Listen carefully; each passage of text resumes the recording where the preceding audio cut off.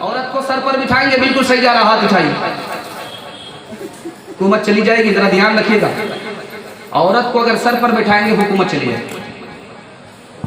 اللہ کے رسول نے ایک جوان سے کہا کہ عورت سے زیادہ تمہاری قربانی نہیں ہے۔ یا رسول اللہ کماتے ہم ہیں، یہ تو رانی بن کر کے گھر میں بیٹھی رہتی ہے، اس کی کیا قربانی ہے؟ قربانی تو ہماری ہے، کمانے میں پسینہ چھوٹتا ہے۔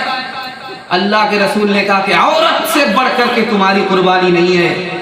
شادی سے پہلے اگر تم سے کہا جاتا شادی کرو گے ماں باپ کو چھوڑنا پڑے گا، خاندان کو چھوڑنا پڑے گا، ماں باپ کے گھر کو چھوڑ کر کے جانا پڑے گا، تو تم تمہارے ہی رہ جاتے، شادی نہیں کرتے۔ قربان جاؤ اس عورت کے اوپر کہ تم سے کیا شادی ہوئی، ماں باپ کو بھی چھوڑا، خاندان کو بھی چھوڑا، تمہاری محبت میں قربان ہو گئی۔ اس قربانی کو یاد رکھنا، عورت سے بڑھ کر کے تمہاری قربانی نہیں ہے۔ ایک آدمی دوڑا دوڑا حضرت عمر کے پاس آیا، بیوی کی شکایت لے کر کے آیا، تو حضرت عمر نے کہا تمہاری شکایت بھاڑ میں جائے، تمہیں پتہ ہی نہیں کہ عورت کتنا احسان تمہارے اوپر کر رہی ہے۔ ایک عورت تمہارے اوپر 4 احسان کر رہی ہے، تمہارے بچے کا کپڑا دھو رہی ہے، باپ نے رانی بنا کر کے بھیجا، تمہارے بچے کے لیے دھوبن ہو گئی، تمہارا بھی کھانا پکا رہی ہے، تمہارے بچے کو کھانا کھلا رہی ہے، بابرچن ہو گئی، باپ نے رانی بنا کر کے بھیجا تھا۔ دوسرا احسان، تمہارا بچہ پیشاب کرے اس کو دھوتی ہے، پخانہ کرے پخانہ کاٹتی ہے، بھنگن ہو گئی بچے کی محبت میں۔ تیسرا احسان، تم گھر کو اپنی بیوی پر چھوڑ کر کے جاتے ہو، جس حال میں جاتے اس سے بہتر دیکھ رہے ہو، وہ تمہارے بچے کی بھی حفاظت کرتی ہے، گھر کی بھی حفاظت کرتی ہے۔ چپراسن ہو گئی، ایک عورت 4 احسان کر رہی ہے، باپ نے رانی بنا کر کے بھیجا تھا، نوکرانی بن گئی۔ اس احسان کو یاد رکھو گے، کبھی شکایت نہیں کرو۔ ایک آدمی بیوی کی شکایت لے کر کے آئے، تو پوچھنے والے نے پوچھا کہ تمہاری بیوی خوبصورت ہے؟ کہا کہ ہاں ہے۔ پھر تو نفرت کرنا غلط ہے۔ کہ تمہاری بیوی کو بال بچہ ہے؟ کہا ہاں ہے۔ پھر تو اکیلا چھوڑنا غلط ہے۔ کہ تمہاری بیوی پاک دامن ہے، تاک جھانک نہیں کرتی ہے؟ کہا کہ ہاں۔ پھر تو شکایت کرنا غلط ہے۔ الٹے پاؤں جانے لگا، کہتا ہے کہ یار یہ لگتا ہے کہ یہ قاضی صاحب بھی میری بیوی کا بھائی ہے، اس لیے طرفداری کرتا ہے۔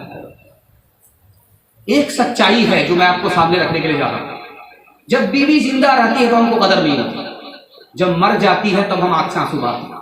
لیکن سانپ نکل چکا ہے، لکیر کو پیٹنے سے کچھ نہیں ہوتا۔ جورو کیا چیز ہوتی ہے اس بوڑھے سے پوچھئے جس کی جورو مر گئی، دن میں تارے نظر آتے ہیں۔ عورت کیا ہوتی ہے اس بچے سے پوچھئے جس کی ماں مر گئی۔ اس لیے جیتے جی جتنی قدر کریں گے اللہ تعالیٰ اس نعمت کو آپ کے لیے واقع کرے۔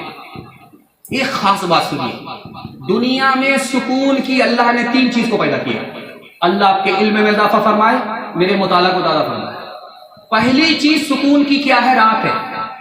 جب رات آتی ہے تو آپ کو سکون کی نیند ملتی ہے۔ اور دوسری چیز کیا ہے؟ اپنا گھر ہے۔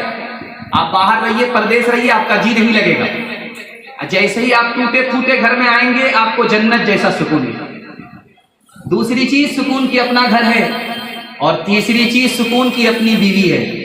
یہی وجہ ہے کہ جو اپنی بیوی سے دور رہتا ہے، گھر سے دور رہتا ہے، رات کہیں اور ہوتا وہ بے چین رہتا، اس کو سکون نہیں ملتا۔ اور ایک بات یاد رکھیے، آپ کا گھر جنت ہے، 1 منٹ میں جہنم بن جائے گا۔ آپ کا گھر جہنم ہے، 1 منٹ میں جنت بن جائے گا۔ کیسے؟ ایک بوڑھا ہے، ڈاکٹر نے کہا کہ آپ کو چینی کی بیماری ہے، بھول سے رسگلہ مت کھائیے گا۔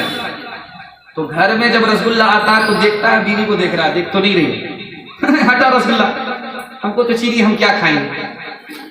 اب سمجھی کہ یہاں آئے مہمانی میں تو رسگلہ آ گیا، ٹماٹر کھا رہے ہیں، جو ہوگا دیکھا جائے گا۔ اس بوڑھے کا کبھی علاج نہیں ہوگا، جو پرہیز نہیں کر رہا اس کا علاج نہیں ہوگا۔ گھر سے باہر محبت سے بات کرتا ہے، جب گھر میں آتا ہے تو بیوی سے جھگڑا کر رہا ہے، اس آدمی کو کبھی بھی گھر میں سکون نہیں ملے گا۔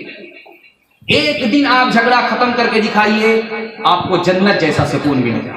ہاتھ اٹھائیے، اینٹ کا جواب پتھر سے دیں گے، بالکل صحیح جا رہا ہے۔ یہ ذرا دھیان سے سنیے گا، آپ دیکھیں گے جب لڑکی کی شادی ہو جاتی ہے اور بارات والے رخصت ہونے جا رہے ہوتے ہیں، لڑکی کو لے کر کے جانے والے ہوتے ہیں، تو پورے گھر میں ساری عورتیں رونے لگتی ہیں۔ دیکھتے ہو انہیں برطرز آسماں دیکھتے ہو، یہ ثمرے ہیں ان کی جوان مردیوں کے، نتیجے ہیں آپس کی ہمدردیوں کے۔